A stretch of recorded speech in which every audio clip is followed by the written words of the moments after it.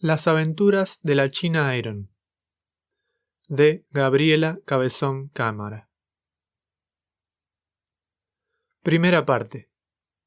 El desierto. Fue el brillo. Fue el brillo. El cachorro saltaba luminoso entre las patas polvorientas y ajadas de los pocos que quedaban por allá. La miseria alienta la grieta, la talla, va arañando lenta a la intemperie la piel de sus nacidos. La hace cuero seco, la cuartea, les impone una morfología a sus criaturas. Al cachorro todavía no. Irradiaba alegría de estar vivo, una luz no alcanzada por la triste opacidad de una pobreza que era, estoy convencida, más falta de ideas que de ninguna otra cosa. Hambre no teníamos, pero todo era gris y polvoroso. Tan turbio era todo que cuando vi el cachorro supe lo que quería para mí, algo radiante.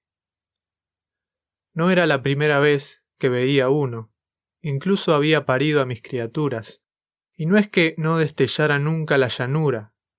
Refulgía con el agua, revivía aunque se ahogara, toda ella perdía la chatura, corcoveaba de granos, tolderías, indios dados vuelta, cautivas desatadas y caballos que nadaban con sus gauchos en el lomo, mientras cerca los dorados les brindaban veloces como rayos y caían para lo hondo, para el centro del cauce desbordado. Y en cada fragmento de ese río que se comía las orillas, se espejaba algo de cielo, y no parecía cierto ver todo eso, cómo el mundo entero era arrastrado a un vértigo barroso, que caía lentamente y girando sus cientos de leguas rumbo al mar. Primero luchaban hombres, perros, caballos y terneros, huyéndole a lo que asfixia, a lo que chupa, a lo fuerte del agua que nos mata. Unas horas después ya no había guerra, era larga y era ancha la manada, cimarrón como el río mismo ese ganado ya perdido, arrastrado más que arriado, dando vueltas carnero los carneros y todo lo demás, las patas para arriba, para adelante, para abajo, para atrás, como trompos con eje horizontal. Avanzaban veloces y apretados, entraban vivos y salían kilogramos de carne putrefacta. Era un cauce de vacas en veloz caída horizontal. Así caen los ríos en mi tierra, con una velocidad que a la vez es un ahondarse, y así vuelvo al polvo que todo lo opacaba del principio y al fulgor del cachorro que vi, como si nunca hubiera visto otro, y como si no hubiera visto nunca las vacas nadadoras, ni sus cueros relumbrantes, ni toda la llanura echando luz como una piedra mojada al sol del mediodía. Lo vi al perro y desde entonces no hice más que buscar ese brillo para mí. Para empezar, me quedé con el cachorro. Le puse Estrella, y así se sigue llamando, y eso que yo misma cambié de nombre. Me llamo China. Josephine Star Iron y Tararira ahora. De entonces, conservo solo y traducido el fierro, que ni siquiera era mío, y el Star, que elegí cuando elegí a Estrella. Llamar no me llamaba, nací huérfana. ¿Es eso posible? Como si me hubieran dado a luz los pastitos de flores violetas que suavizaban la ferocidad de esa pampa, pensaba yo cuando escuchaba el como si te hubieran parido los yuyos, que decía la que me crió, una negra enviudada más luego por el filo del cuchillo de la bestia de fierro, mi marido, que quizás no veía de borracho, y lo mató por negro nomás, porque podía, o quizás, y me gusta pensar esto aún de ese que era él, lo mató para enviudarla a la negra, que me maltrató media infancia como si yo hubiera sido su negra. Fui su negra, la negra de una negra media infancia, y después, que fue muy pronto, fui entregada al gaucho cantor en sagrado matrimonio. Yo creo que el negro me perdió en un truco con caña en la tapera que llamaban pulpería, y el cantor me quería ya, y de tan niña que me vio quiso contar con el permiso divino, un sacramento para tirarse encima mío con la bendición de Dios. Me pesó fierro, antes de cumplir 14 ya le había dado 2 hijos. Cuando se lo llevaron, y se llevaron a casi todos los hombres de ese pobre caserío que no tenía ni iglesia, me quedé tan sola como habré estado de recién parida. Sola de una soledad animal, porque solo entre las fieras pueden salvar ciertas distancias en la pampa. Una bebé rubia no caía así nomás en manos de una negra. Cuando se llevaron a la bestia de fierro, como a todos los otros, se llevaron también al gringo de Inca la perra, como cantó después el gracioso, y se quedó en el pueblo aquella colorada, Elizabeth, sabría su nombre luego y para siempre, en el intento de recuperar a su marido. No le pasaba lo que a mí. Jamás pensé en ir tras Fierro, y mucho menos arriando a sus 2 hijos. Me sentí libre, sentí cómo cedía lo que me ataba, y le dejé las criaturas al matrimonio de peones viejos que había quedado en la estancia. Les mentí, les dije que iba a rescatarlo. El padre volvería o no, no me importaba entonces. Tenía 14 años más o menos, y había caído la delicadeza de dejarlos con viejos buenos que los llamaban por sus nombres, mucho más de lo que yo nunca había tenido. La falta de ideas me tenía atada, la ignorancia. No sabía que podían dar suelta, no lo supe hasta que lo estuve, y se me respetó, casi como a una viuda, como si hubiera muerto en una gesta heroica Fierro. Hasta el capataz me dio su pésame esos días, los últimos de mi vida como china, los que pasé fingiendo un dolor que era tanta felicidad que corría leguas desde el caserío hasta llegar a una orilla del río Marrón. Me desnudaba y gritaba de alegría chapoteando en el barro con Estrella. Debería haberlo sospechado, pero fue mucho después que supe que la lista de gauchos que se llevó la leva la había hecho el capataz y se la había mandado al estanciero, que se la había mandado al juez. El cobarde de Fierro, mi marido, charlatán como pocos, de eso nunca cantó nada. Yo, de haber sabido, les hubiera hecho llegar mi agradecimiento. No hubo tiempo. Por el color no más, porque había visto poco blanco y albergaba la esperanza de que fuera mi pariente, me le subí a la carreta a Elizabeth. Le pasaría algo parecido a ella también, porque me dejó acercarme, a mí, que tenía menos modales que una mula, menos modales que el cachorro que me acompañaba. Me miró con desconfianza y me alcanzó una taza con un líquido caliente y me dijo sí, como asumiendo que no conocería la palabra y teniendo razón. Sí, me dijo, y eso que en español suena a ocasión de recibir. A ti, para ti. En inglés es una ceremonia cotidiana, y eso me dio con la primera palabra en esa lengua, que tal vez había sido mi lengua madre, y es lo que tomo hoy, mientras el mundo parece amenazado por lo negro y lo violento, por el ruido furioso de lo que no es más que una tormenta de tantas que sacuden este río. La carreta. Es difícil saber qué se recuerda, si lo que fue vivido o el relato que se hizo y se rehizo y se pulió como una gema a lo largo de los años, quiero decir lo que resplandece, pero está muerto como muerta está una piedra. Si no fuera por los sueños, por esas pesadillas donde soy otra vez una niña sucia y sin zapatos, dueña solo de 2 trapos y un perrito como un cielo, si no fuera por el golpe que siento acá en el pecho, por eso que me angosta la garganta las pocas veces que voy a la ciudad y veo a una criatura flaca, despeinada y casi ausente, si no fuera por, en fin, los sueños y los estremecimientos de este cuerpo, no sabría si es verdad lo que les cuento. ¿Quién sabe qué intemperie hizo reflejo en Elizabeth? Tal vez la soledad. Tenía 2 misiones por delante: rescatar al gringo y hacerse cargo de la estancia que debía administrar. Le iba a venir bien que la tradujeran, contar con lenguaraz en la carreta.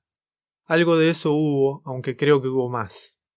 Yo recuerdo su mirada de ese día. Vi la luz en esos ojos, me abrió la puerta al mundo. Ella tenía las riendas en la mano. Se iba sin saber bien para dónde en ese carro que tenía dentro cama y sábanas y tazas y tetera y cubiertos y enaguas y tantas cosas que yo no conocía.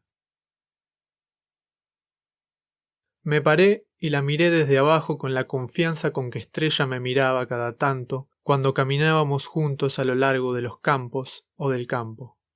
¿Cómo saber de esa planicie toda igual cuando usar el plural y el singular se dirimió un poco después? Se empezó a contar cuando el alambre y los patrones. Entonces no, la estancia del patrón era todo un universo sin patrón. Caminábamos por el campo y a veces nos mirábamos mi perrito y yo, y en él había esa confianza de los animales. Encontraba Estrella en mí una certeza, un hogar, algo que le confirmaba que lo suyo no sería la intemperie. Así la miré yo a Liz, como un cachorro, con la certeza loca de que si me devolvía afirmativa la mirada, ya no habría nada que temer. Hubo un sí en esa mujer de pelo rojo, esa mujer tan transparente que se le veía pasar la sangre por las venas cuando algo la alegraba o la enojaba. Después vería su sangre, congelada por el miedo, burbujeando de deseo o haciéndole hervir la cara de odio. Nos subimos con Estrella, nos hizo un lugar en el pescante. Estaba amaneciendo. La claridad se filtraba por las nubes, garuaba, y cuando empezaron a moverse los bueyes tuvimos un instante que fue pálido y dorado, y destellaron las mínimas gotas de agua que se agitaban con la brisa, y fueron verdes como nunca los yuyos de aquel campo, y se largó a llover fuerte, y todo fulguró, incluso el gris oscuro de las nubes. Era el comienzo de otra vida, un augurio esplendoroso era. Bañadas así, en esa ternura luminosa, partimos. Ella dijo, England, y por ese tiempo, para mí, esa luz se llamó Light, y fue Inglaterra. Los cimientos en el polvo. Fuimos lamidas por esa luz dorada nuestras primeras horas juntas. Una very good sign, dijo, y entendí, no sé cómo, le entendía casi todo, casi siempre, y le contesté sí, ha de ser un buen augurio, colorada, y cada una repitió la frase de la otra, hasta decirla bien. Éramos un coro en lenguas distintas, iguales y diferentes, como lo que decíamos, lo mismo y sin embargo, incomprensible hasta el momento de decirlo juntas. Un diálogo de loros era el nuestro, repetíamos lo que decía la otra hasta que de las palabras no quedaba más que el ruido. Good sign, buen augurio, good augurio, buen sign. Buen saingurio, buen saingurio, buen saingurio. Terminábamos riéndonos y entonces lo que decíamos se parecía a un canto que quién sabe hasta dónde llegaría. La pampa es también un mundo hecho para que viaje el sonido en todas direcciones. No hay mucho más que el silencio. El viento, el chillido de algún chimango y los insectos cuando andan muy cerca de la cara o, casi todas las noches, menos las más crudas del invierno, los grillos. Partimos los tres. No sentí que dejara nada atrás. Apenas el polvo que levantaba la carreta, que era, esa mañana, muy poco. Avanzábamos despacio, sobre una vieja rastrillada, uno de esos caminos que habían hecho los indios cuando iban y venían libremente, hasta dejar la tierra tan firme que seguía apisonada todos esos años después, no sabía cuántos, sí que eran más que los que llevaba vividos. En poco tiempo el sol dejó de ser dorado, dejó de lamernos y se nos clavó en la piel. Todavía las cosas hacían sombra casi todo el tiempo, pero ya empezaba a quemar el sol del mediodía. Era septiembre y el suelo se rompía con el verde tierno de los tallos nuevos. Ella se puso un sombrero y me puso uno a mí, y fue entonces que conocí la vida al aire libre sin ampollas. Y empezó a volar el polvo, el viento nos traía el que levantaba la carreta y todo el de la tierra alrededor. Nos iba cubriendo la cara, los vestidos, los animales, la carreta entera.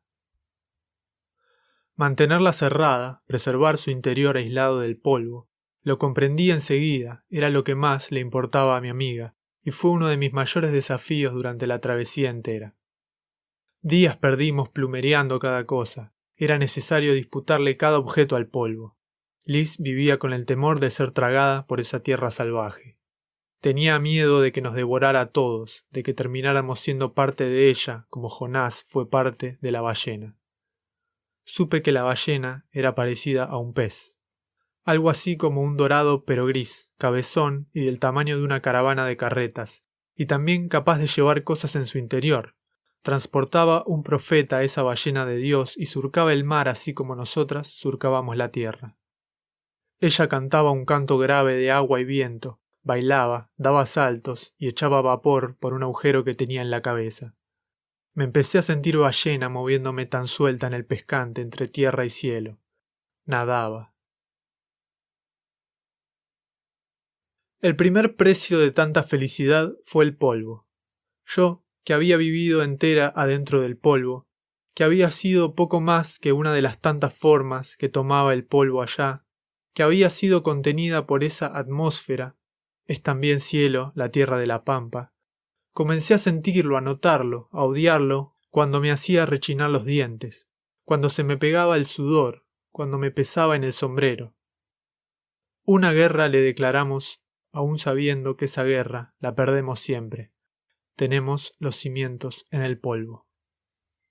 Pero la nuestra era una guerra de día a día, no de eternidades.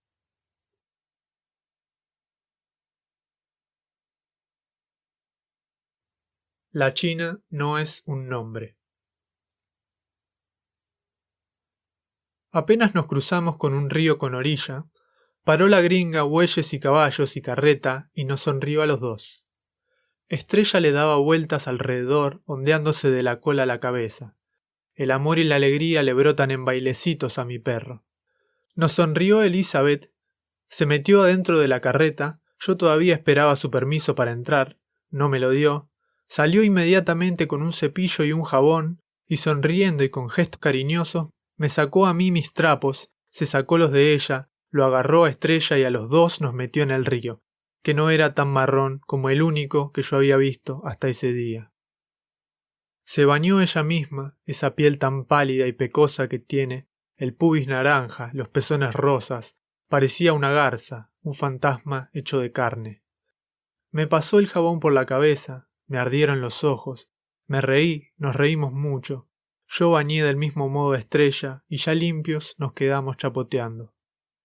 Liz salió antes, me envolvió con una tela blanca, me peinó, me puso una enagüita y un vestido y al final apareció con un espejo y ahí me vi.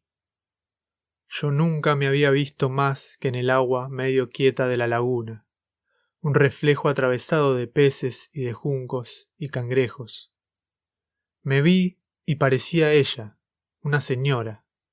Little lady, dijo Liz, y yo empecé a portarme como una, y aunque nunca monté de costadito y muy pronto estaría usando las bombachas que el gringo había dejado en la carreta, ese día me hice lady para siempre, aún galopando en pelo como un indio y degollando una vaca a facón puro. La cuestión de los nombres fue resuelta también esa tarde de bautismos. Yo, Elizabeth, dijo ella muchas veces, y en algún momento lo aprendí. Elizabeth, Liz, Eli, Elisabetta, Elisa, Liz. Me cortó Liz, y así quedamos. ¿Y nombre vos? Me preguntó en ese español tan pobrecito que tenía entonces. La China, contesté. That's not a name, me dijo Liz. China. Me emperré y tenía razón. Así me llamaba a puro grito aquella negra a quien luego mi bestia enviudaría, y así me llamaba él cuando solía, cantó luego, irse en brazos del amor a dormir como la gente. Y también cuando quería la comida o las bombachas, o que le cebara un mate, o lo que fuera. Yo era la China. Liz me dijo que ahí donde yo vivía, toda hembra era una china, pero además tenía un nombre. Yo no. No entendí en ese momento su emoción. ¿Por qué se le mojaron los ojitos celestes, casi blancos?